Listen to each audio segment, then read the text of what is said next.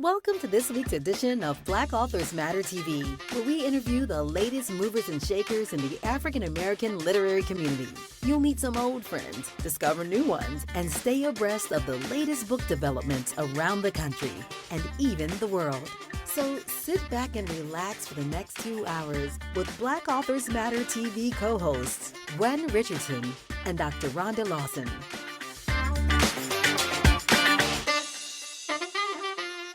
Good evening and welcome to another edition of Black Authors Matter TV. I'm Gwen Richardson, your host for tonight. My co-host, Dr. Rhonda Lawson, will be joining us shortly. And tonight we also have one of the members of our team joining us because we're doing a dedication for one of our members who passed.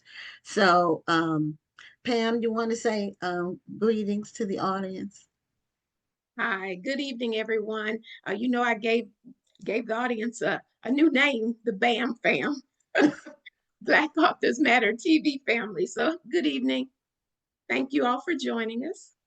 Yes, and before we get started with our tribute, I do want to have a couple of housekeeping notes, and one is that the National Black Book Festival registration is now in late registration mode, and so the late registration rates apply. Also, we're at 86% capacity.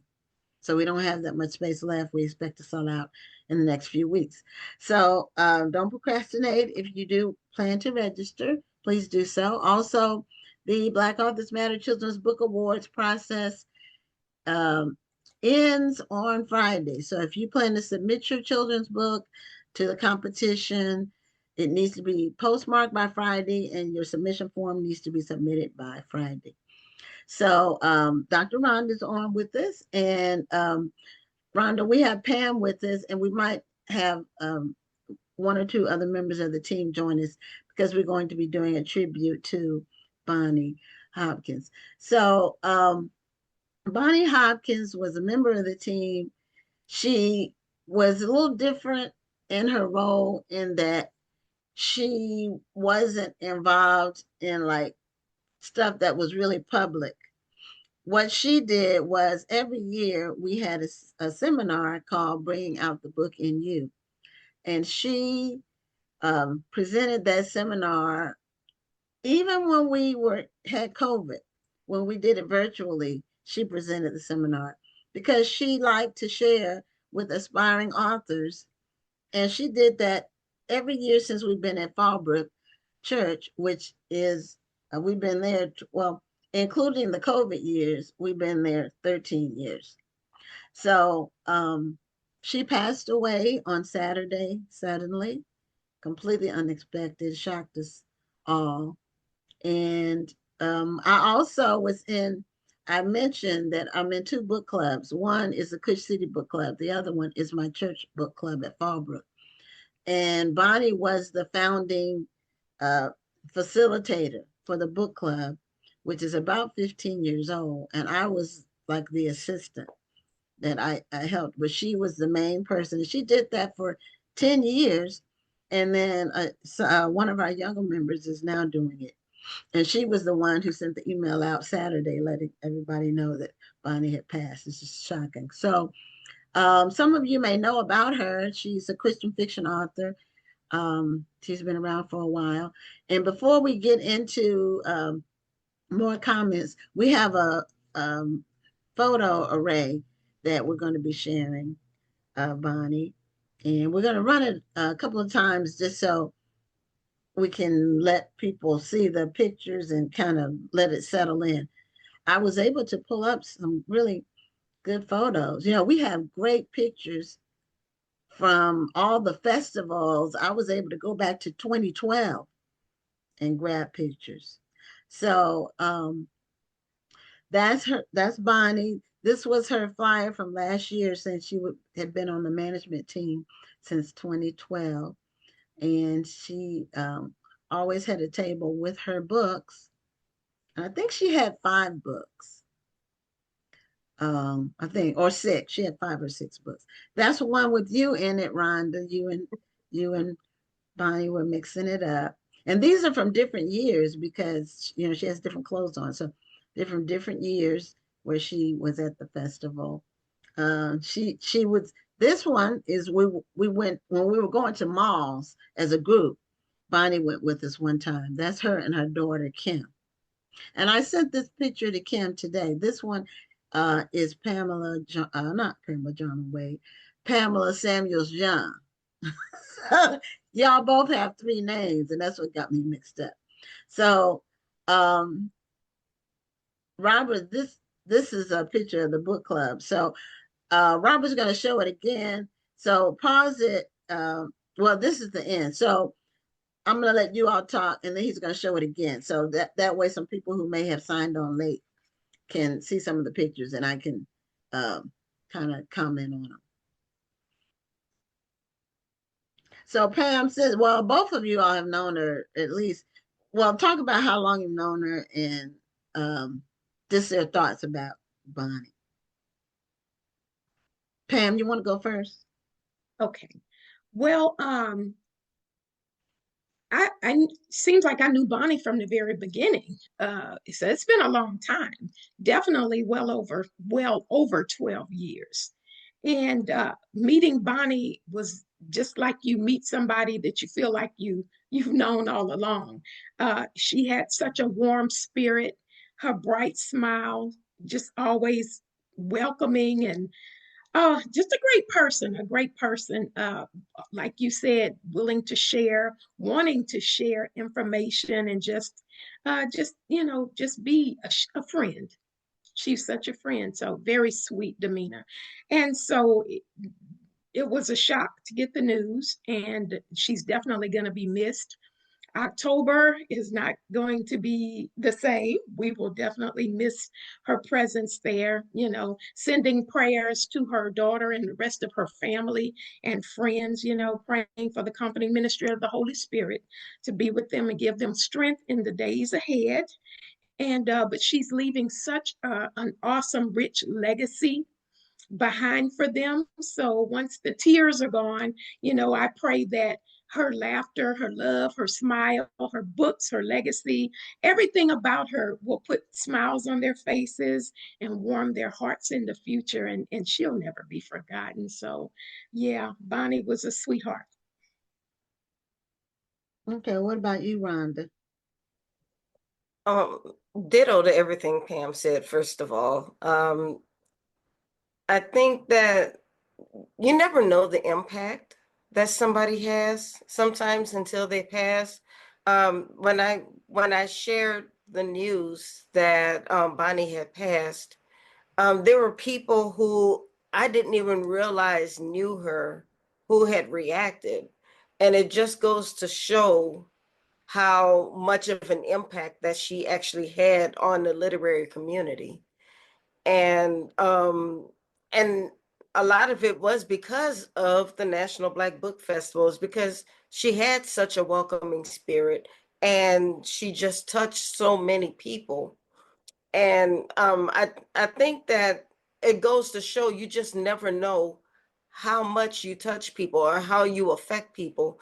And she was that person who just smiled at everybody and just touched everybody. And she just hugged everybody without even touching them.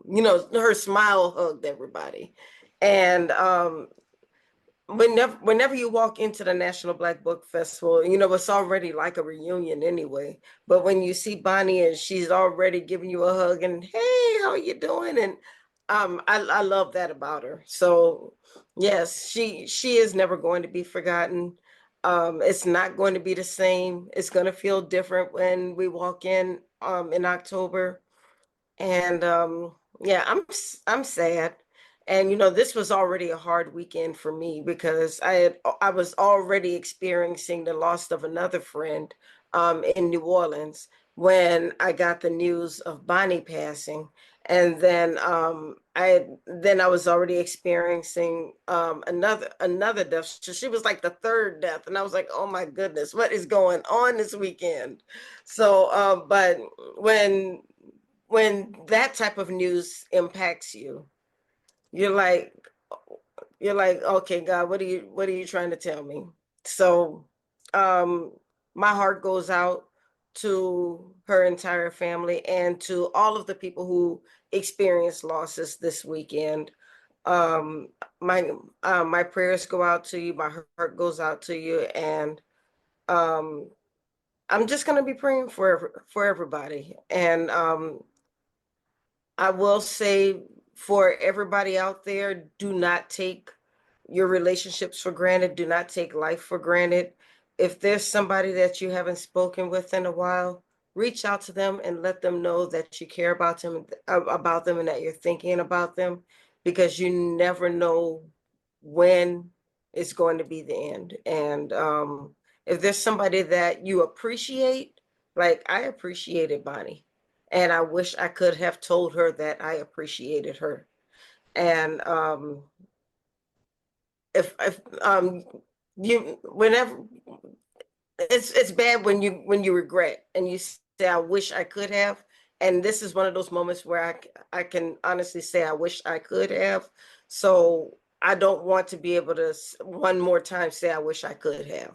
So I'm gonna just tell everybody out there, if there's somebody you haven't spoken to in a while or somebody that you appreciate, just let them know that you appreciate them. Reach out, just say hello, ask them how they're doing, tell them that you love them, and hold them tight.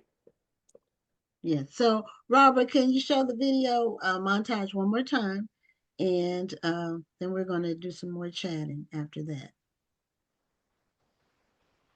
So this is our tribute to Bonnie. Um, Fortunately, we have always had a photographer at every National Black Book Festival. So this was the flyer from her being on the management team. This was her at her table. I don't know what year it was. I don't know what year. The only one I know what year it was exactly is a later one, but I don't think this was last year. Yes, it was, because that was when you and Rhonda were, yeah, and you left your jacket, so I remember Yeah, that. that was when I left my jacket. I had to go buy one. So this is her at her table, I and tell you, then your photographer took some great pictures. oh, we've had two photographers only. This is her and her daughter Kim. So I sent Kim, I found that picture, I sent it to her. This is Pamela Samuels Young, who came years ago to the festival. She's a mystery author, and she and Dwayne won the BAM TV award this year for mystery. So that's her. This was the book club, one of the first book club meetings at the church, in the book club that I'm in. And they read my novel, The Genesis Files. And Bonnie was in that picture along with the other inaugural or veteran members. And three of them have passed now, including Bonnie. So that's it for the video montage, Robert. And so you can come back at the end for the outro. But my friend Angie, who you all know, Angela Ray, who manages at the festival, walks the floor and keeps everybody in line. She's also in the choir with me at church. And when I told her Sunday, because we sang Sunday, she said, you know what? When God calls you, he calls you. It's just, but it really is shocking. We had our book club meeting at the church because we meet every other month. So April 18th, we had our book club meeting, and Bonnie was always at the meetings unless she was out of town for some reason. And she was no longer the lead facilitator, but it was like she was kind of like emeritus, you know. And Bonnie always smiled. If I asked her to do anything at the festival, there was never any question. Um, I never saw her mad. I never saw her angry. And I'm sure she got angry, but I never saw her angry. And she was a good writer. Her writing, um, Christian fiction writing. Some of you may not know. She was, do you all remember Walkworthy Press? Yes. Remember them? She was one of the authors with Walkworthy Press. Like one of the first. That was her first book, I think, that came out was through them. and they were a Christian fiction line. Seemed like they were under Time Warner, I and don't they remember who ended they up, were under, but I do remember Walkworthy Press. yeah, they ended up folding, or somebody took over their titles. I don't know what is exactly happened, but she was one of the early authors with under that imprint. And for the seminar that she did, I've already decided not to do it this year because that was Bonnie's seminar that she did, you know. So I I don't know if I'm going to bring it back. If I do, it might have a different title, you know, because she always did it. That was her seminar that she did. So you just never know. Life is short, and this was a shocker. Um, just because it was she was perfectly fine, at the meeting. And we the irony is that the book club had picked one of her books to read for Oh, our next wow. book club. Our June meeting was Bonnie's book Seasons. Was the club was going to read her book. So it's just, you just never know. Um, but she's left a really good legacy behind her. She has lots of friends. She made lots of contacts. I was also, Rhonda, because I posted the picture of her, and the loss. I think probably I had the first one because I heard about it and I already had photos. Um, and a lot of people commented that I didn't know knew her.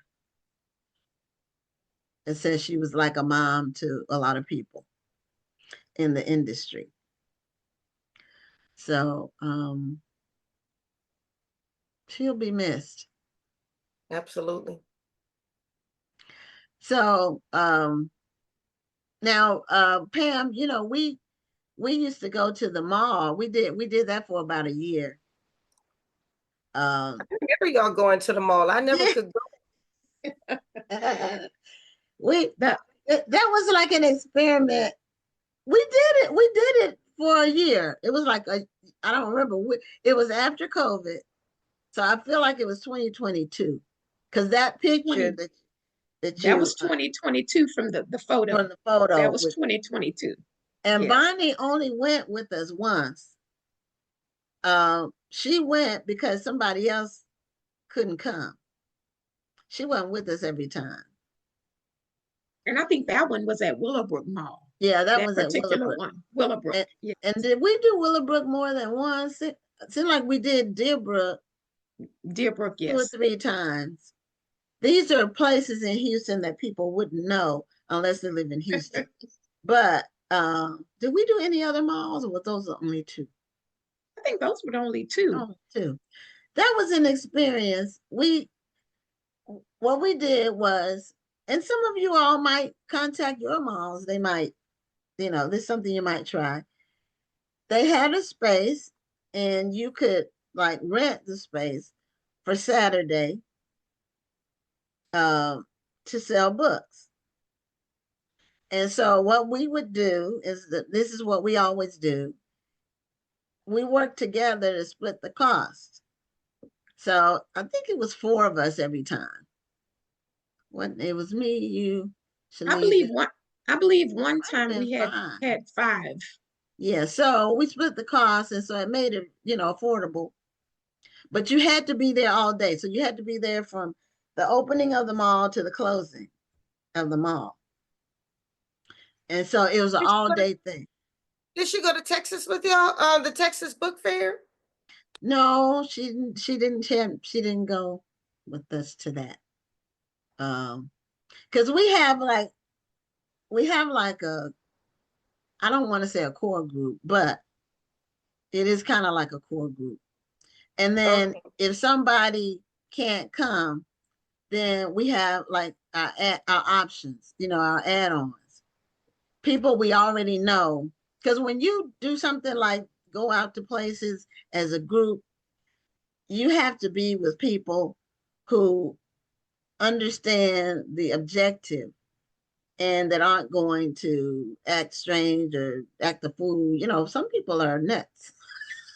So you have to make sure you're with people who understand we're all together. It's not competition. Right, right. You know, if I don't have a book that somebody wants and they're interested in a topic, I refer them to one of my other co-workers. And we have separate, the financial part is separate. So we each have our own way of either Square or I use PayPal for transactions. But we had to be there all day long.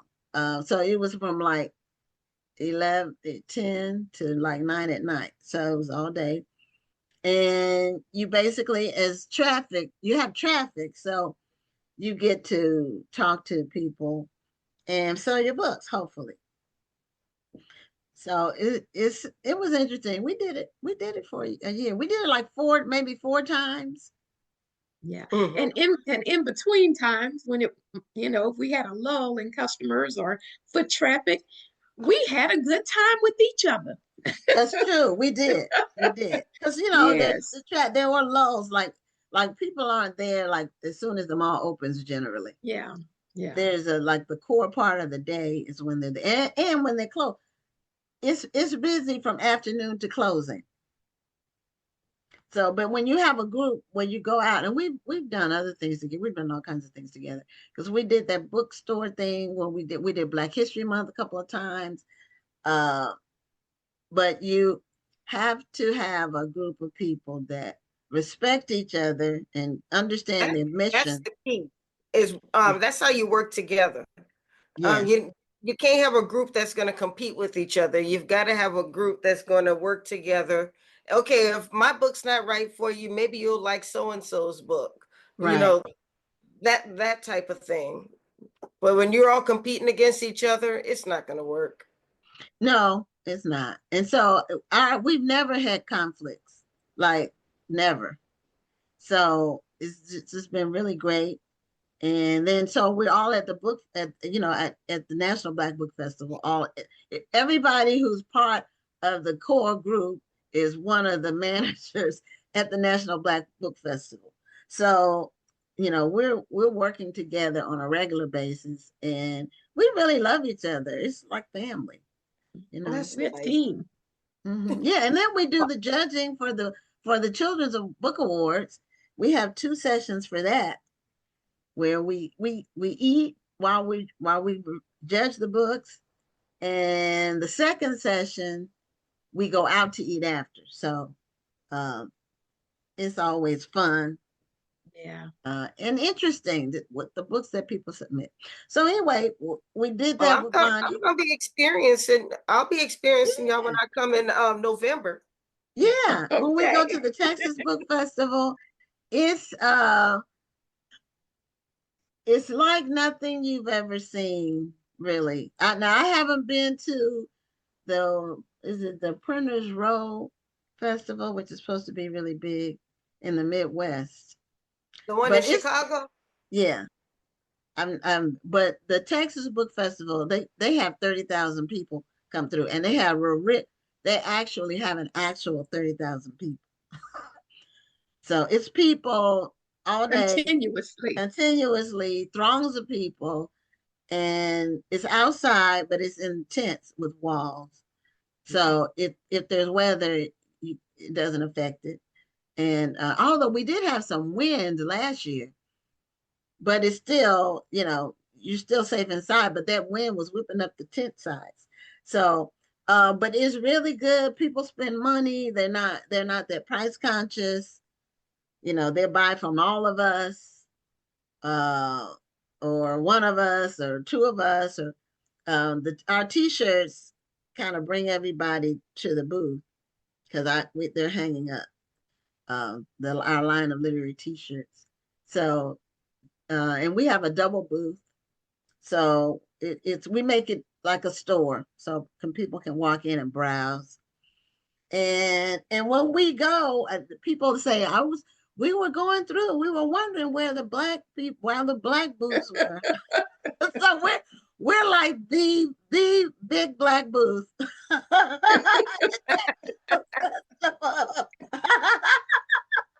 Wherever it's a party. It's a party. Okay, yeah, well, the Texas Book Festival is a white festival, so you're the big black booth. Well, their system is tricky because it's very pricey. We split the cost, so but it's under the Kush City umbrella of Texas authors that Kush City has promoted their books. That's how we present it to them, because you have to put in an application. Right. You can't just sign up. They only have, I think, 80 booths. So you have to put in an application. You have to request a double booth, and it's not guaranteed. Then it takes them about a month to tell you yes. And when they tell you yes, you have to have all the money to them within 14 days. So that's... Oh, they're not playing with y'all. No, they're not playing. So that's probably why it's not... We generally don't see too many black vendors unless they're like under a company, a big publisher or a big company, and they're one of the workers. But as far as like somebody who actually has a booth, I think we did meet one lady that was an author. She had a booth by herself. But we're an attraction because it's not, we're it. So, and the t-shirts, everybody wants those t-shirts. Everybody, Gwen has covered every genre, and just about. But we have a new one coming out. It should be out this summer. Okay. Picking up the historical fiction. You'll see. So that's it as far as our tribute to Bonnie. We're gonna miss her. She was just so sweet and always willing to do whatever. And she fit right in with everybody. It's absolutely. Yeah, we have a little quirky personalities, and not everybody fits in with us. So anyway, so we're about business. When we go out and do things, we're about business, but it's a camaraderie, and we really love each other. So it's a combination. So we have second guest, our first guest for tonight, but our guest for tonight is from Texas. So she writes romance, and her romances are kind of cowboy related. Pam, did you want to stay on? You can stay on, or you can, however you want to do it. I'll stay on for a little bit. A little while, okay. Yes. That's what Pam said when she was hanging with me, and she hung for the whole show. I had so much fun. So Alexa Martin, welcome to Black Authors Matter TV. Hey, Alexa. Hi, thank you so much for inviting me. You're Alexa, welcome. tell me the name of your book. By the Bootstraps, my new cowboy romance. And we have a copy that we're going to be giving away based on the trivia. So stay tuned for the trivia for this book. Now, we had weather today, and I just heard some thunder. So hopefully we won't have any glitches. But if I end up getting zapped, Rhonda can still take over, and she's not here. She's in the DMV, so the weather shouldn't affect her. Getting zapped. Okay. I don't mean by like lightning. I mean like the weather, like you have a power surge or something. So we're gonna give away. This is an ARC advanced reading copy of the book. We're gonna be giving that away, and we'll do the trivia at the end. So for those of you all who generally like to win a book, your chance is on its way. So Alexa, are all those books behind you your books? Just the ones on the top. Most of these ones are. Oh, okay. This one. Yeah. Great. And you're in the Dallas area. Yes. Now I did see that you had you written something about football, or was your husband? Yeah, my first series, the Playbook series, it's 4 books. It's a football romance. My husband played in the NFL for 8 years. Did he play And with the Cowboys? no, not the Cowboys. He played for a lot of teams, but they're not one of them. Did he play for the Saints? Nope. Oh. He played for Seattle. That's my team. No, but that's my son's favorite team. Okay. He played for the Ravens and the Packers. I like the and Ravens. the Giants. I love the Ravens. We love that organization. The Giants, the Patriots, and the Bears. Those are the teams. Okay. Yeah. Okay. So you all had to move around, or did you stay in one place? We bounced around for a little while. And then once my kids started getting a little older, I said, bye-bye, we'll see you when you're back. Yeah. So you are you a native Texan? No, I'm from Colorado. Okay. Well, But they have I Cowboys came to in visit. Colorado. I'm sorry? They have Cowboys in Colorado. They do have Cowboys in Colorado. And then Mhm. I have my dad's family's from they lived in Texas my whole life. So I came to visit a lot. And then we moved here about 3 years ago. And when we moved here, I said, oh, a book has to be set here. Texas I've is a heard great place. things about Colorado. I have a great friend who lives in Colorado, and she loves it there. I love it. I mean, I'm slightly biased, born and raised, but I do love Colorado a lot. Yeah, I have a friend that was in the Air Force in Colorado Springs. Yeah. The Springs is She big was Air there Force for community. several years, but then she moved to Atlanta, so she's been there. She's been there, but she's one of my childhood friends I grew up with that ended up in the Air Force and then got stationed in Colorado Springs. Yeah. So are all of your books cowboy related? No, this is my first cowboy romance. Okay. Yeah, they're all kind of rom-coms, but different settings. Like I said, the first book is the Playbook, that's football. And then I have one women's fiction book. And then a book in Colorado where a woman inherits a bookstore from her grandma. And then 2 pretty intense rom-coms, one set in the HOA and the other is set in a multi-level marketing company. So, and then this book, this is my 9th. Okay, I'm interested in the multi-level marketing book. Yeah. What do they sell? In that one, they sell skincare. She's a kindergarten teacher and she decides to sell the skincare products to make some extra money. And yeah, she's like roped in by her principal. Her principal gets her to sign up. Well, I might have to read that one because I love some good skincare. Oh yes. Well, yeah. I don't know if the skincare is great in that book, but okay. But the romance is. Yeah, so it's kind of like Mary Kay, or maybe the Avon. For the Mary Kay is like what is more upscale. This one I won't claim any of the real ones because in this one it's definitely one that you don't want to join. Okay, so the people's skin, they get a skin disorder. Well, no, it's just joining it's about multi-level marketing and kind of how predatory the companies can be. So I don't want the Mary Kay ladies coming after me. I don't know that setup. Got it. Yeah. And I did the reason I did the market. I think every entrepreneur has tried multi-level marketing at least once. Oh, I've joined 3. I used to sell Mary Kay. Okay, I was with a company called Dynamite. I don't know. And they sold costume jewelry. They were based out of Dallas. Okay. A lot of them are based in Utah now. I joined a few of them. Yeah. I'm not going to tell you what else I used to sell. Uh-oh. Okay, Amway. No, not Amway. Okay. Not Amway.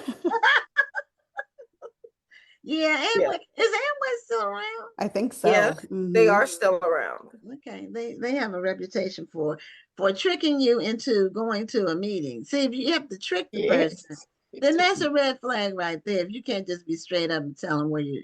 They make it seem like you're coming for a get together or something. Right. Yeah, right. No, a lot of them. I thought it was a dinner party and it was an Amway meeting. A lot of them do that. They kind of use the people's desire for community to kind of pull them in, and you think you're getting friends, but they're really trying to make money. It cannot be the best place. Yeah, right. You have to trick people. That's a red flag. Yeah. That's not Lots of something red that I flags. would Yeah. ever want to do because I have to be able to sleep at night. Yeah. And you know, I Yes. don't want nowadays people will come after you or put you on I know. blast, you know. Truly. Now, I what's was tricked the most into one of those meetings before. Okay. see, we all have. We've We've all all been been there. there. We've all been there. Now, what's the most current book about? I'm sorry. So the most current one is By the Bootstraps. It came out last Tuesday. Congratulations. Thank you so much. Thank you. It is about Luna Star, who discovers the small town of Celestial, and she's running from grief. She lost her mom and she doesn't really want to face it. So she decides to pack up everything and move to the small town. She loves romance books and is trying to find a cowboy of her own in this small town. And she moves to this house, sight unseen, and it unfortunately isn't what she thought she was getting. Oh, Oh, the So, fixer upper. yes, she thought she didn't realize her so much, but luckily the handyman in town is there to help out. Yeah, oh. you know, Yeah, handymen are handy. handyman are very Yeah. handy. It's important. If you can fix stuff, that will not only saves money, but you know, it keeps men in shape too.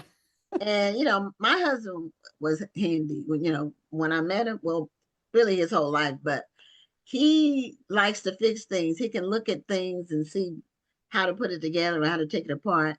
And you know, handymen always have tools. They Yes. have 3 or 4 toolboxes, and every kind of wrench you want it, and every kind of screwdriver, Yeah. and but they're handy. They can put things together and take them apart.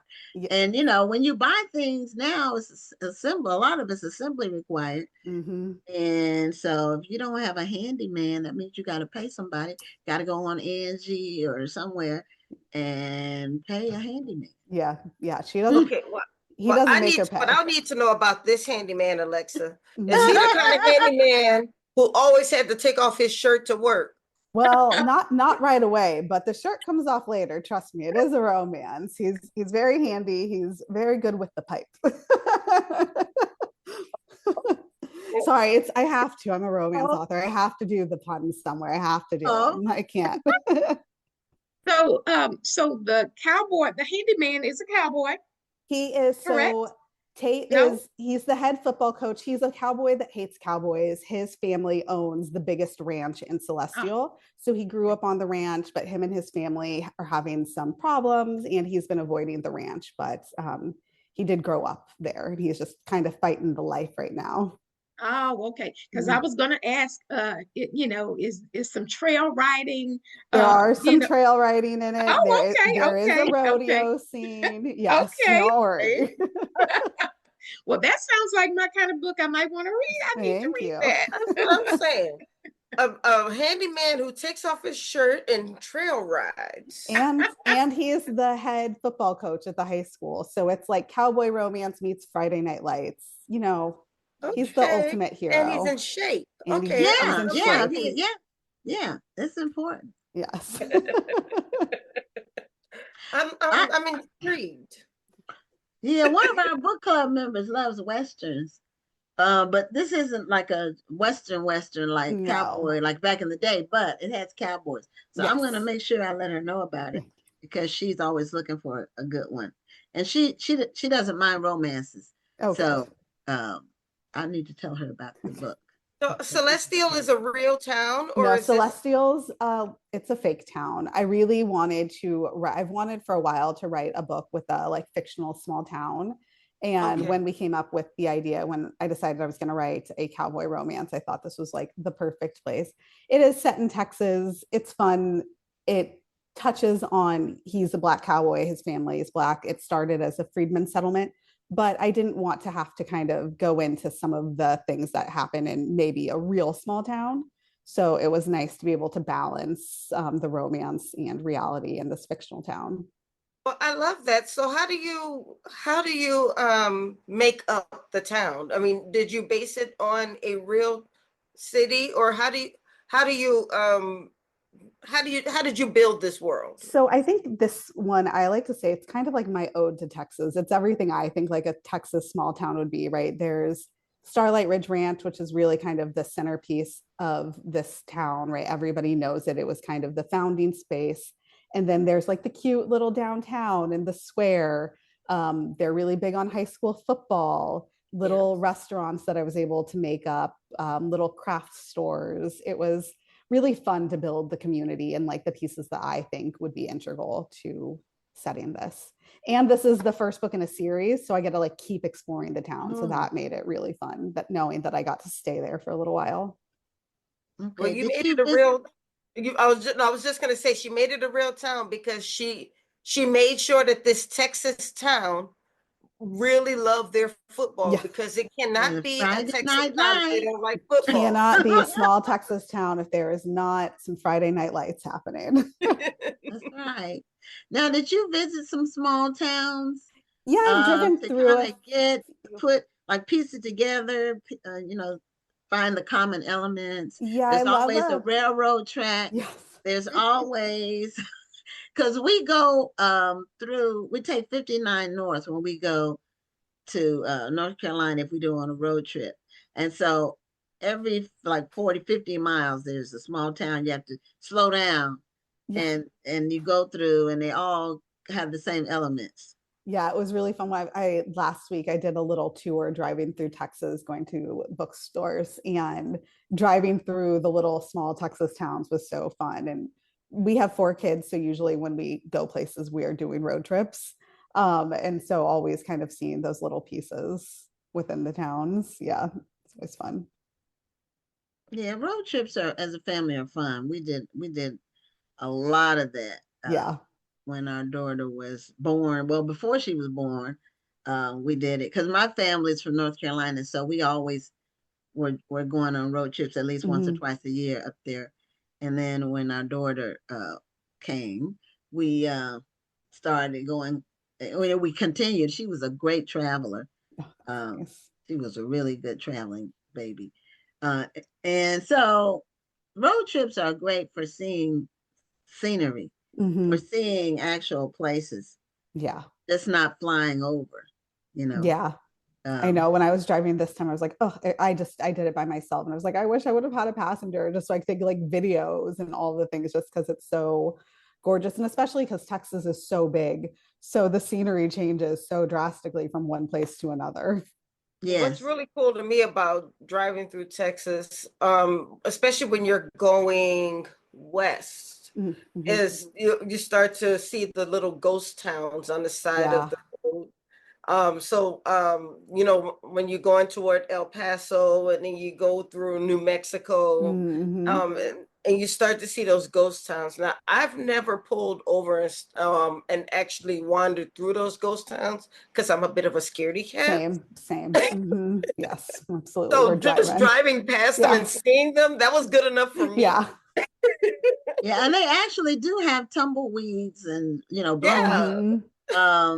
Texas has every kind of weather because we have the beach, we have the mountains, we have it's called hill country, but then we have the desert, and and everything in between, in between. So it takes about to describe it to people, they don't understand really how big Texas is because it's 900 miles from east to west, and it's 1,200 miles from the top of Texas to South Padre Island, which is the bottom. It's so big. I always tell people that Dallas is an hour away from Dallas. So big. That's a good one. So big. It is. So there's some common threads with Texans, and I'm not from here, but I've been here so long now. I am a Texan. Yeah. But when I first got here as an entrepreneur, I immediately saw how entrepreneurial it was. It's very business friendly. It's very pro business. You can start a business. It's not a lot of red tape. It doesn't cost a lot. People are open to working with you. And people are open to investing with a small business. It's very busy. And we don't have income tax. Now we do have business tax, but we don't have personal income tax in Texas. And that makes a big difference. Most states, it's 10% of your income goes to state taxes, but we don't have state tax. I would say Texas is like its own country. It is. Which is why when I got here, it was a republic. So it was its own country. And Texas will tell you that.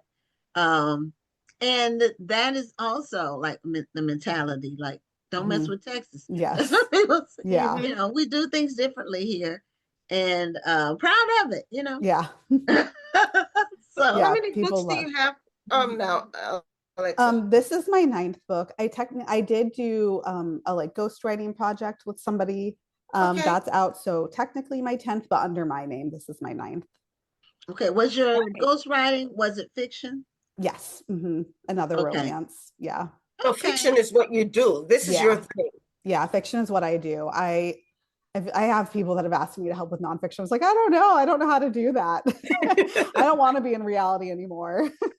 See, fiction is my thing as well, but it seems like whenever people come to me for writing help or ghostwriting projects, it's always memoir or nonfiction projects. I'm like, can somebody please come to me for help with a fiction project? I'm here. I want somebody with a fiction project. I know. I couldn't even help with a nonfiction. I wouldn't even know where to start with a memoir. I'd be like, can we just like change things a little bit? They'd be like, no, that's not what's happening here. Yeah. Well, nonfiction can cover a lot of areas too. So, because I write mostly nonfiction. No, I love to read it. I don't know how to write it. Yeah, fiction takes me a lot. I mean, it's a lot. And I've ghostwritten nonfiction for people. Not lately, but I've ghostwritten 3 or 4 books. And they were all, one was a spiritual based book and religious or business. That's, that's my main thing. So, in your By the Bootstrap, and this is a kind of a hefty book. Well, the art, or that's an arc, right? The arc is a little thicker. The arc was a little bit thicker than the final project or the final one. It's not as thick, but it's still on the longer side because it's in the small town. There was a lot of world building to make sure like people understood where they are. So it's a little bit longer than when my books are set in Denver. I don't have to do as much description as to like where they are. Okay. Well, I don't mind a hefty book. Yeah, I like it. What I mind is a boring book. Yeah. And that's what I was going to say. I don't mind a book being longer as long as you're keeping me intrigued. Like I've read some thick books where it kept me from cover to cover. Yeah. But I've read some thick books where I was like, okay, is this just a filler chapter? Come on. Oh, yeah. And I've read some thin books where I was like, when is this going to end? Because it's just, it's just not, I mean, what? You shouldn't have even done this. I mean, some of it's just bad writing, So it can be thick or thin. If it's well written, if it's a good book, I'm reading a book now that's different from what I normally read, but it's really good. And it's a book about vampires. And that's not, I've only read one other vampire book, but it's good. It's good. Yeah. I was well written. A book that's well written is just, it's a pleasure to read. Truly. And I hope that's how people feel about this one. Well, you know what? I've always said that a well-written book is a well-written book. Like, for instance, Children of Blood and Bone is actually a young reader. It's a young adult book, but it's a well-written story. Oh, so yeah. I was into the story like it was written for me, and I'm 50-something years old. For sure. I mean, reading a book. Tomi is she's a brilliant writer. She's so exactly. Yeah. I think I was in the middle of the book when I was like, hey, this book wasn't written for me. Now, Rhonda, did you listen to that one or read it? Or like I actually listened to that one. I didn't actually read it. I listened to it. But I listen to most of my books. I do. Yeah, I'm that's not why I trying to asked. sit down I and just read. wondered if you Yeah. did. But Yeah, I we was have still in the middle of the book before I realized that it was a young. That's funny. So is this on audiobook? It is. Mhm. Okay. Nicole Cash is, I think it's Nicole Cash. She's the narrator and she did a really good job. I started to listen to it the other day and I was like, oh, wow. I was like, did I write this? Didn't we meet Nicole Cash? Nicole Cash's name sounds familiar. I feel like I've heard her name or we've met her. Either one. She's a Black narrator. I will my publisher is really great about always finding me Black narrators to do my books. No, I interviewed Nicole Cash, I believe, on my show. Okay. Because Yeah, I know I've she met, wasn't yeah, one of our I've guests. met Nicole Cash, and you're right, she's a very good narrator. Oh, she's so good. I've, It was so good. yeah, I Mhm. met Nicole Cash. She's great. Yeah, I loved her. I feel very lucky that we got her to do it. Yes. Yeah, we'll have to reach out to her for people. Yes, We have another we need to audio get book. her on Black Authors Matter TV. Yeah, we have another audio book narrator coming up in a couple of weeks. A female one. We had Carrie Height a couple of weeks ago, and it's interesting. So I didn't know anything about how audiobook narrators become narrators. You know what their background is, how they do it, and he really gave us some good insights. So I'm interested in hearing another person's backstory about how they got into it. Yeah, Nicole is gonna probably to say the same thing as our guest from last week said. Is I think it was last week or the week before. It was a couple of weeks ago. Yeah, a couple of weeks ago. Before the award show. A narrator can make or break a story because if a narrator cannot tell the story and really get you into that story, you're gonna stop listening. You're gonna turn the story off. Yeah, no, there have been books that I didn't love to read that when I listen to it, it's like a new story. And then there are books that I've listened to that I didn't love, but I love to read. So you just, a narrator really can change the whole book. Exactly. Yeah, and Nicole Cash is a great narrator. If we can get her on the show, I think she'll be a great interview. Okay, LaRonda Crosby Johnson said she said, I love the creation of a small fictional town. How did you decide to make it a series versus a standalone novel? So my last few books have been standalones, but in the story, I just wanted to stay in the town. And Tate, the main hero, he's one of 3 siblings. And as soon as I started writing them, I was like, I want each of the siblings to have their own books.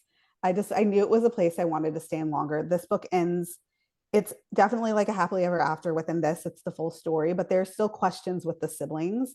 And I want to like tell their whole story. I just turned in the draft of the second book. And I'm really happy with how like the overall story is progressing with them. But the really cool thing about a small town is that everybody in the town probably has a story to tell. Yeah, and they know everybody else's. Yes, the like small town gossip was so fun to write. I was telling somebody how usually in all of my books there's a really strong female friendship component, even though it's a romance, right? There's always like a best friend, and that's a really important part for me. And usually there's just one, but in this one, like as I got into the story, there were so many more that I wasn't expecting that popped up because you're just getting to know this whole community. And so like everybody has a story, and it was just so fun to explore and create all these different characters. And there's so many characters in a small town.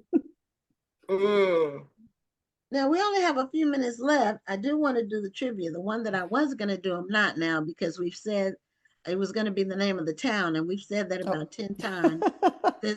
So I wanted to actually be something that they have to research a little bit. Okay. But for your other books that you've written, what is like a common thread for them, or is there a common thread? I think the common thread, well, female friendship, probably found family is really important to me, and finding community within each story. Even if like you've had loss in it, or if you are really close with your family, just I think like the importance of community and found family is a really big one in all of them. Did you self-publish any books first, or did you start off No, with I a started with traditional? traditional. Okay. Yeah, Okay. I've been with That's awesome. I've been with my publisher since I started, my editor. I signed my first contract in 2017, and I've been with her ever since. So I've been really lucky on this like journey. Okay. Tony Bonita asked, are they all male siblings in the No, series? there's two. So Tate, who's the hero in this one, and Silas, they're twins. They're both males. And then they have a sister, Sierra, and she'll have the third book. Okay, so we're gonna do the trivia and then we'll see who gets the answer. And then we'll have a little wrap up. So the trivia that I had was at first was about the small town, but I had to make it up. I'm having to bootstrap, so to speak. I'm about to say, because I know a way to ask the same question, but just differently. You do? Because Yes. I already have picked a different trivia question, completely different, Okay. completely Huh? different. But I didn't get to share it with you. So Well, now, okay. Well, now you're gonna have to make me do some typing. All right. Hold on. not really. Okay. The male interest, the male love interest, Wait, the male the love male love interest. interest in the books, first and last name. That's it. They'll be able to Okay, find wait. that one easy. The male love interest Is the is first no, and no. last Oh well, the first and last name of the male name of the male love interest in the in book. In the book. okay. What's his first and last name? Or what's his full name? That's it. Okay, I got it. I got it. Okay. Because it seemed like you were making it more complicated than it was. No, I got it. Okay. All right. Don't get upset. Okay. What is the first and last name of the male love interest in By the Bootstraps by Alexa Martin? Yes. See? This is the book. It's great. Great. I didn't we did the name of the town was Celestial. Mhm. And so she said it like 10 times. So Sorry. no, you didn't know what the trivia was gonna be. So normally I try to make it something that they have. Rhonda got it so quick. So LaRonda Crosby Johnson wins the Tony Bonita was first, wasn't she? Oh shoot, you're Yes, right. My Tony bad. Bonita No. was the first one to get it the answer. Tony got it before I could finish typing.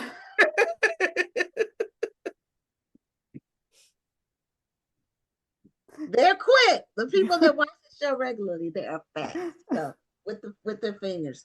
And so Tony, your book will be on its way to you tomorrow or the next day, but you'll get it soon.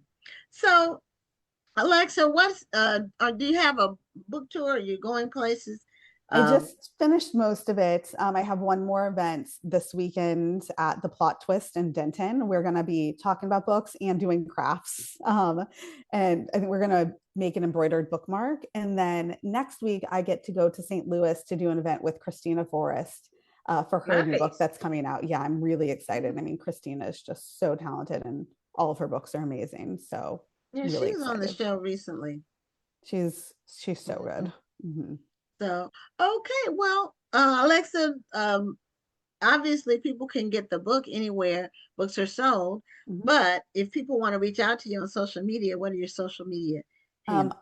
I'm on Instagram and Threads, basically, at Alexa and Books. I think I have a Facebook. I haven't logged in to that one in a while. And then I used to have a Twitter or a TikTok, and I was like, I have to have my life back. I can't. I have to stop scrolling. So now it's really just Instagram and Threads. Okay. Threads is popping. My gosh. You gotta get on Threads. I love Threads. There's so much to get on. But I am paying attention to these different vehicles for communication. So I haven't pulled the trigger on Threads or TikTok yet. I'm still deciding. Like you said, with TikTok, it seems like you can just get into a rabbit hole and never get out. Just scrolling my life away. Oh, and then I don't want to have to be like doing videos and stuff. Hmm. You know, and then I gotta build followers and I gotta build all over again. I've been building for 15 years between Facebook and Instagram. I don't know if I want to go back in a building mode. Yeah. Yeah, that's the other thing. But I see, you know, people share things from threads on Facebook that are really interesting. But if you click it, it'll tell you you need to have an account to see the rest. You know, Yeah. to see more, to see the comments or whatever, to engage. Yeah. So anyway, thank you so much for being a guest on the show, Thank you and for having congratulations me. on your book. Thank you so much. I appreciate it. It was Okay, great meeting you. It was nice meeting you too. Thank you so much for letting me yap about my cowboy romance. really interesting. Thank Thanks you. so Very much for interesting. being a guest, and have a great night. Thank you. You too. Bye. Take care.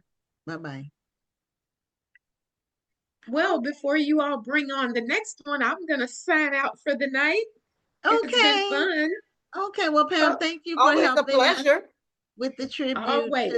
to Bonnie Hopkins, and Yes. appreciate you. And I'll be seeing you at the Saturday At her, meeting in 3 weeks. yes, that's right. Okay. Well, Look have a forward great to night. it. Yeah. All right. You all have a great night too. Okay. Bye bye. Bye. Bye-bye. Bye-bye. Okay. Our next guest is Margaret a Johnson longtime Hodge. author. Yeah, longtime author. And Margaret was scheduled to be on the show a few weeks ago, and we had to reschedule. So we were glad we were able to get her back on the schedule and to talk about her new book and other things that's been going on in her life since we saw her last. So, Margaret, welcome back to Back Office Matter TV. I failed to look up when you were on last, but it's been a few years. Oh, be sure to unmute so we can So, see. okay. Okay. Yeah. Okay. Yes. Yeah. I forgot to look up the last time you were on, but it's been a few years. It's been a while. Yeah. Mhm. It's been a while. Yeah. Yeah. Welcome Yeah. back. Thank you. Thank you. Thank you. Thank you. Yeah. So, what have you been doing for the last few years first before we get into this new book? Um, well, COVID came in 2020. And before that, I had released two books in 2017. And so I've just been living life and enjoying life, and life been lifing and working through the life in, and that's it. That's what I've been doing.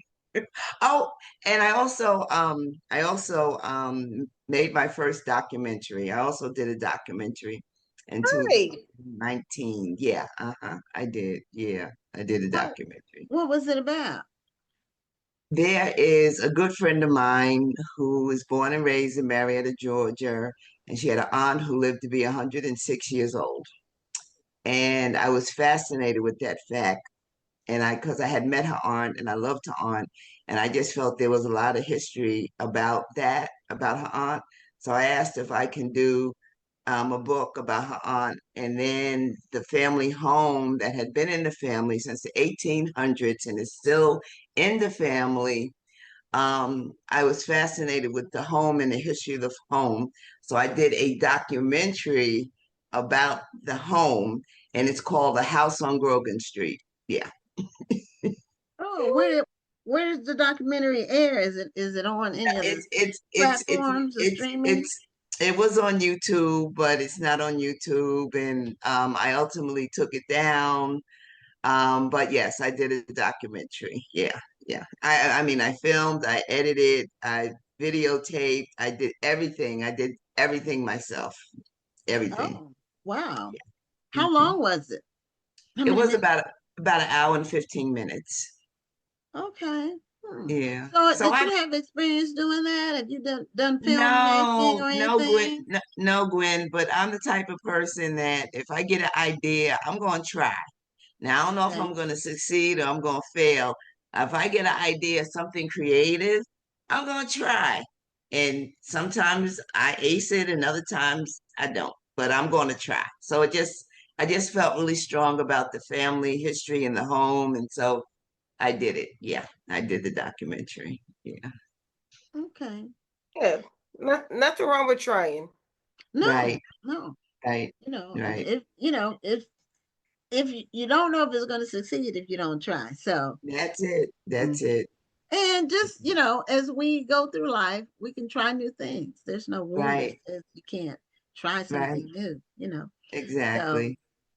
uh, I try to keep keep things fresh, try to include a fresh element. It may not be the whole thing might not be new, but include something new within um Right. something Yeah. that's existing. Now you've been writing a long time because I remember I think it might have been your first book because Uh, we had the bookstore, I think, when you got right. your first book. And Texas, right? Yes, Was it in yes. Dallas? No, Houston. Houston. Okay, yeah, because I Mhm. know when I used to go on book tour, I come to Houston and I go to Dallas. Yeah, and I can't remember exactly all the places I was, but yes, yes, yes, yes, yes. Yeah. So was that your first book was called?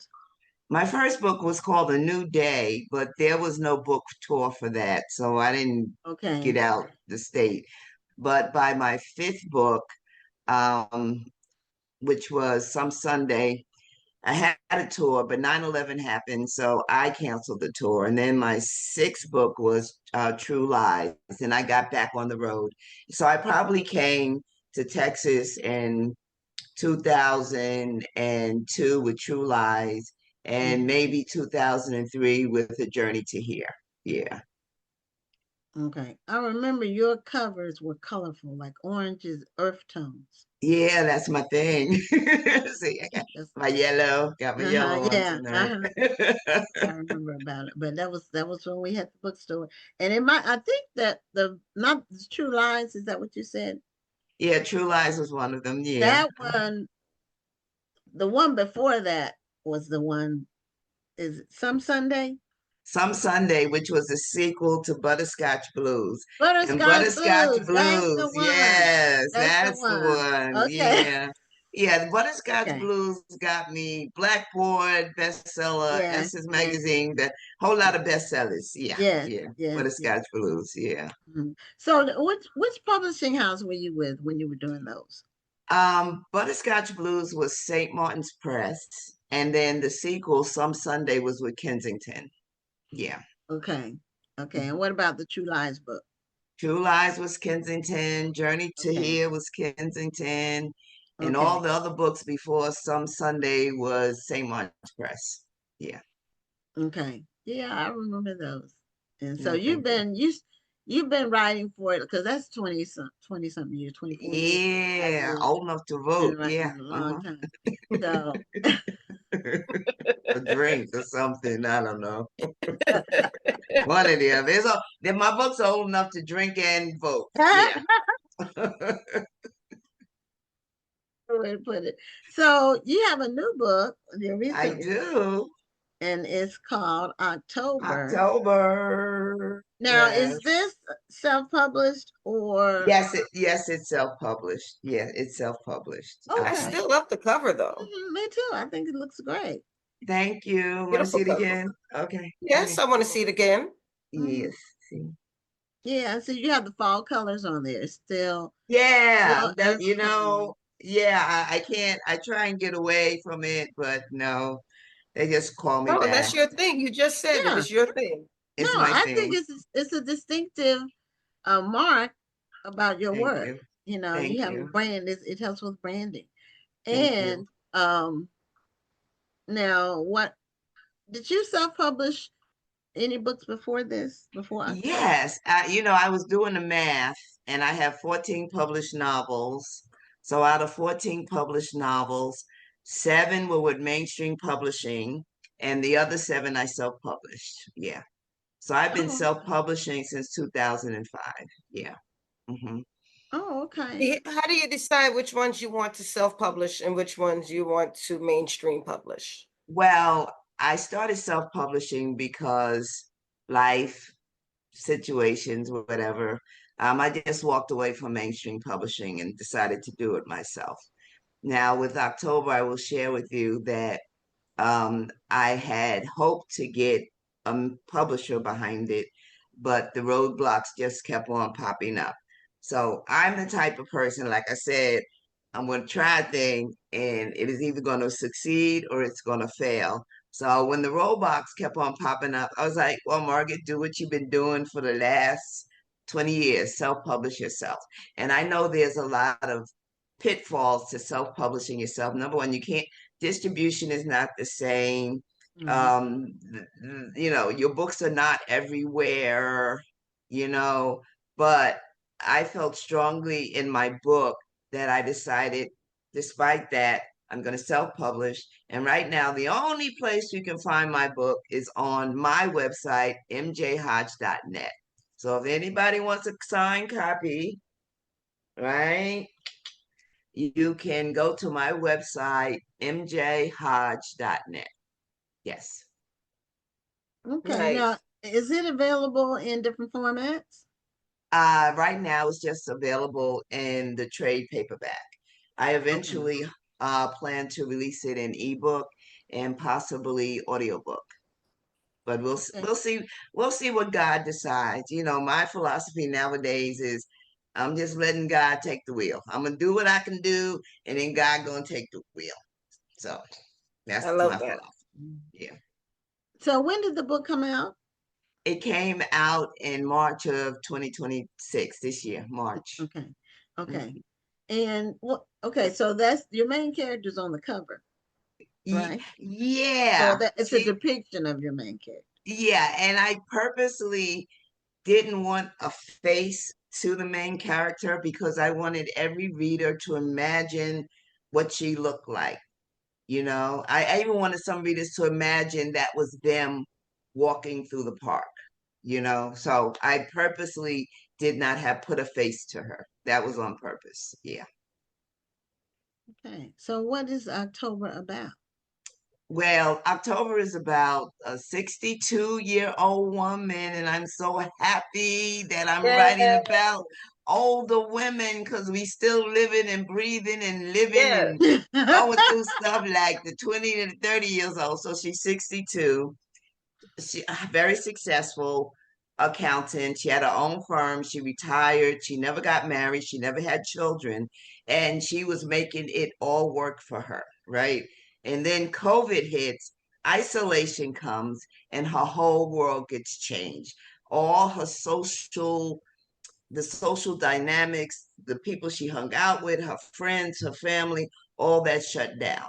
So that led to a lot of thinking time, you know, and a lot life got changed for her and her family.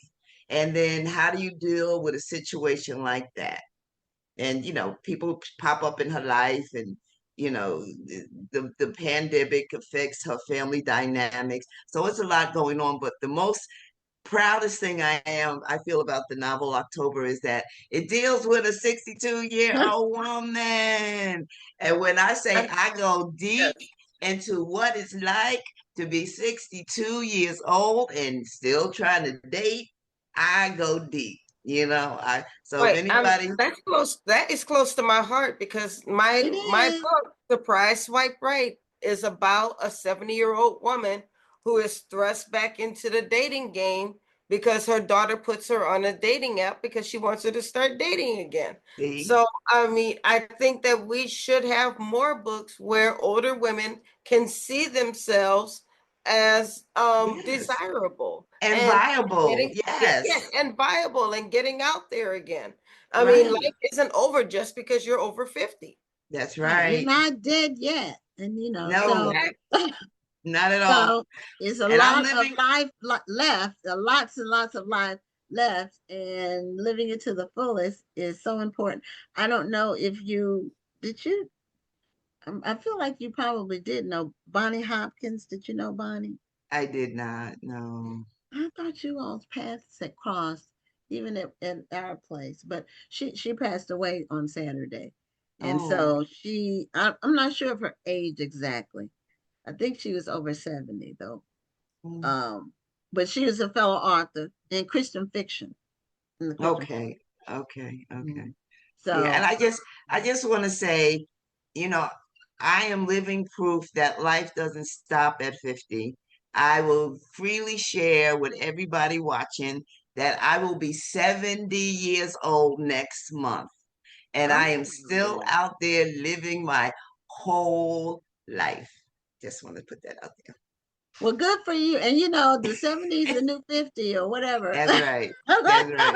That's right. That's Yeah. right. So people are, if people maintain their, if they eat right and stay physically active and, Right. stay mentally active, you Right. have to keep your mind engaged and be social. Right. Otherwise, you can, some people retire and they like withdraw Right. and, if you don't, your mind is a muscle. If you don't use it, it atrophies. So you have to keep using it. Right. I Mhm. agree. So congratulations that you keep life. Now, Rhonda had her a 70-year-old on a dating app. Have you done any dating apps? Yep, sure did. But that's You all I'm gonna did. say. That's it. That's it. That's it. No, you were That's gonna it. say yes. That's it. That's all I'm gonna say is yeah, Okay. and I'm gonna All leave it right. there. Yeah, You're not leave it gonna there. say which app was it, Grinder? I'm just gonna say yep, and I'm gonna leave Okay. it there. Yeah. Okay. Well, if you want to meet somebody in a similar age with similar interests, that is a good way to meet. You wouldn't necessarily meet them walking down the street or even at church, because Right, most of the right, men at church are married already, you know. right. That is true. That's why their wives brought them there. That is true. So, and just because they're in church doesn't necessarily mean they would be a good mate, Right. I for agree. you, a good mate I for you. agree. I So, agree. Yeah. so, Yeah. what's your main character's name in the book? Her real name is Loretta Harrison, but they call her Rue. Her nickname is Rue. It's her and her four sisters. They all have names that start with the letter L. There's Loretta, Okay. there's Lisa, there's Larice, and there's Lillian. But all three out of the four don't really care for their names, so they all got nicknames except for Lillian. Lillian was like, I'll shorten it to Lil, but I'm sticking with my name. So, Rue, Loretta is Rue, Lisa is L, Larice is Reese, and Lillian is Lil. Yeah. Okay. And so is the main character. Which one is the main character? The main Rue. character is Rue, Rue. R-U, yeah, So is she the Rue. oldest? No, Okay. L is the oldest. Rue Okay. is in the middle. L is the oldest. So there's that whole dynamic with being the oldest, and then Lil is the youngest, and there's that whole dynamic with being the youngest. So, you got Lil who's the youngest, L who's the oldest, and they are both of them are very strong-willed individuals. Okay. Yes. Yeah. Well, those sibling dynamics, they tend to not change much. Right. That is From true. childhood. That is true. Yeah, that It is they true. really stay kind of the same through life, just uh, you know, I guess because you do get the relationship as kids and either one person is dominate or trying to dominate or you're pals, you know. Right, right, right. Yeah. So it's just it's interesting how that works. Hmm.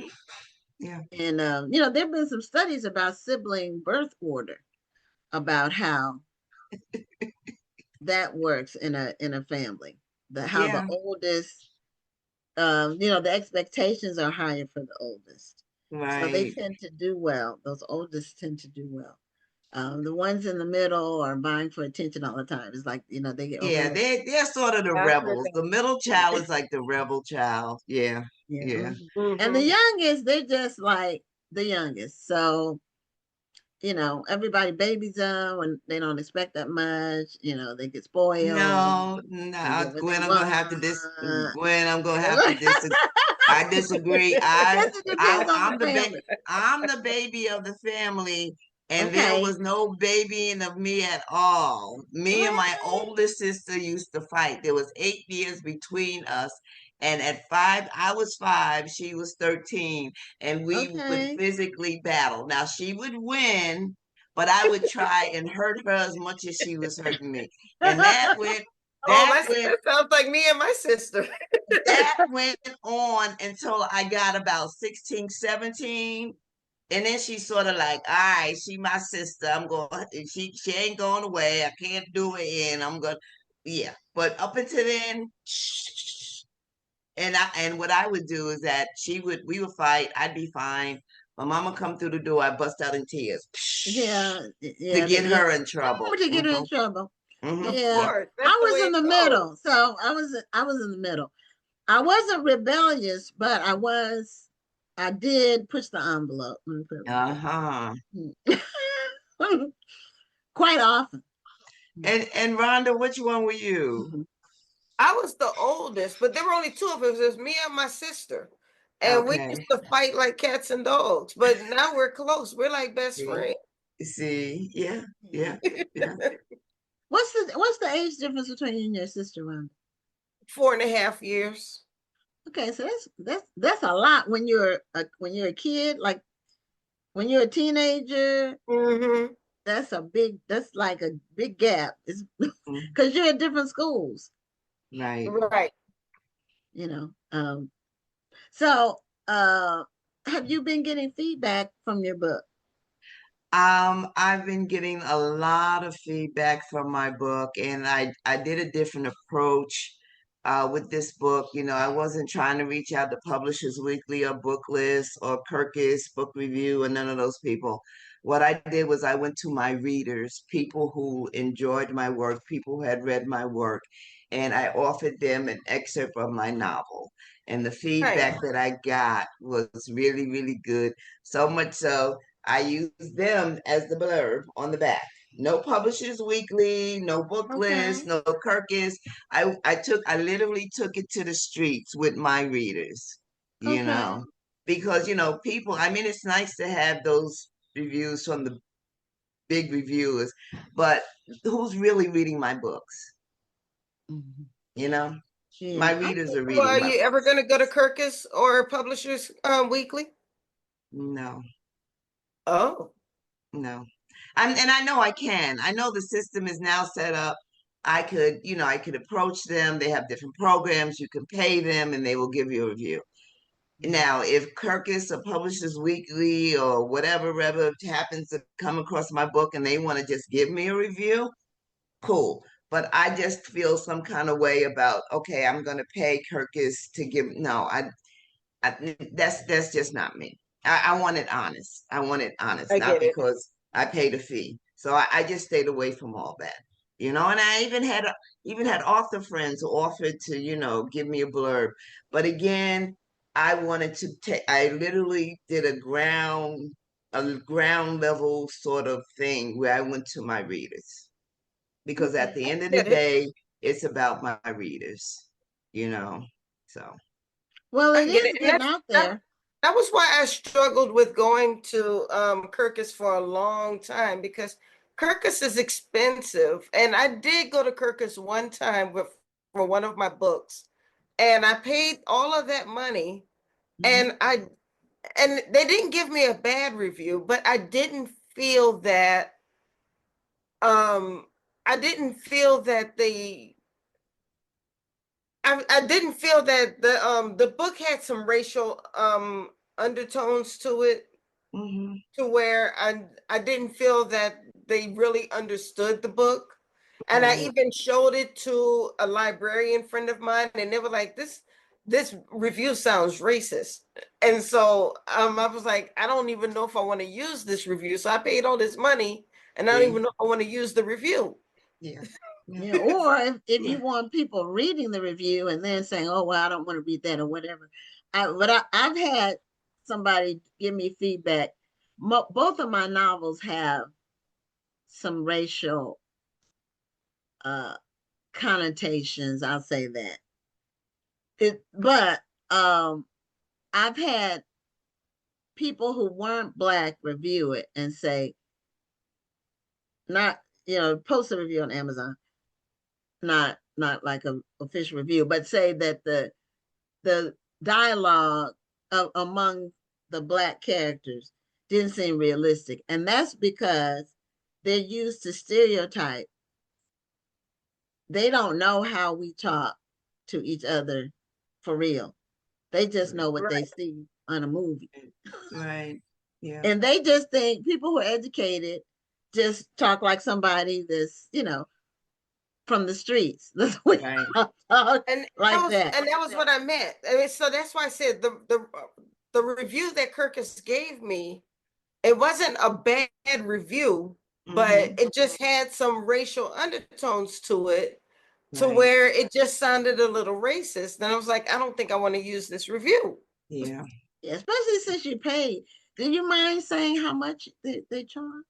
No. It's expensive. It's like $400. Oh. But the thing is, you want a Kirkus review because a lot of libraries will not pick up your book unless you have a Kirkus review. So Okay. even whether it's a good review or a bad review, Okay. you want to have a Kirkus review just so the library will even look at your book. So and it's almost a racket. Yeah, it sounds like it. So, Right. Tony Benita said, "Life is good for us." She turned 79 last month. And, Tony Nice. Oh, Benita Tony, gets I around. know Tony. Yeah. I He know gets Mama Tony. Yeah. around everywhere. I see her. Oh, she's not letting moss grow under her feet. That's for sure. So, is October a standalone book? Or are you doing a sequel? No, it is truly, I know I'm known for my sequels, but no, this is truly a standalone book. Standalone. Yeah. Yeah. This is it. Yeah. There won't be another book called November or December or January. No, it's just October. Just October. Yeah. Just October. Yeah. And Standalone for sure. why the October? Why October? Well, I'll quickly tell you how this book happened. This was, like I said, it was in the middle of the pandemic. It was October 2020.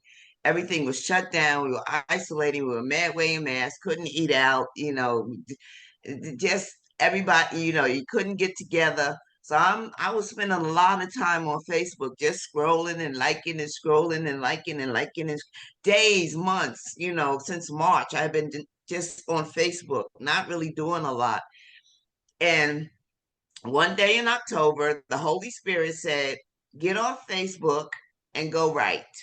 And I was like, "Write? I'm not trying to write." And it said it again, "Get off Facebook and go write." So I've reached the age now when Holy Spirit speaks, I listen. So I got off Facebook and opened up a document.